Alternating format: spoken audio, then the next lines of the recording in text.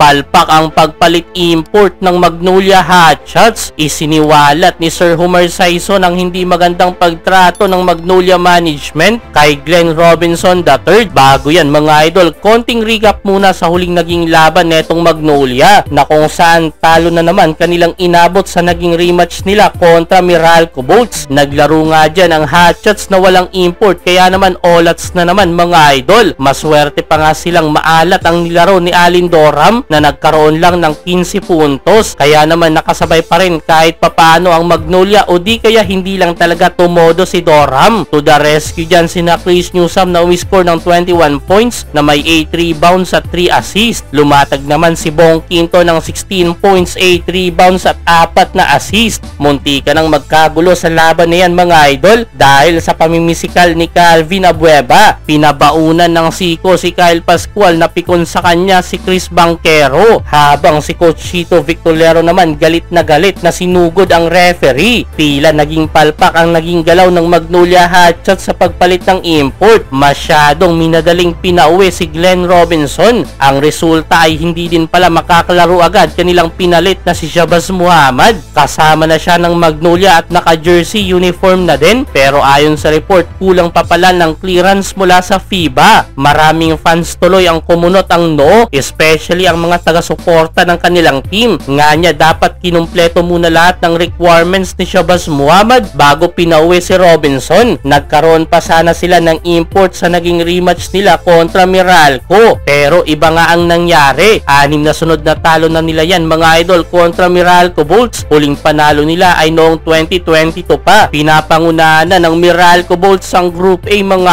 idol na meron ng 5 panalo at 1 talo. Pumangalawa ang Token Text Tropang Giga at pumapangatlo naman ang Magnolia na may 3 panalo at 3 talo. Sunod na makakalaban ng Magnolia ang Terra Firma Jeep. Asahan na makakalaro na dyan si Shabazz Muhammad. Let's see kung gaganda takbo ng kanilang team. Mainitin din kasi ang ulo ng import na ito mga idol, tulad ni Calvin Abueva. Maliban pa dyan, heto't may isiniwalat si Sir Homer Sison. Ayon sa kanyang tweet na binura niya din kalaunan, sinabi daw sa kanya ng kampo ni Glenn Robinson III na nagkaroon daw ng unprofessional treatment o hindi magandang pagtrato ang management ng Magnolia kay former NBA player Glenn Robinson. Well, hindi natin alam kung totoo nga ba talaga yan. Kayo, anong opinion nyo mga idol? I-komento nyo lang yan sa baba at babasahin natin lahat yan.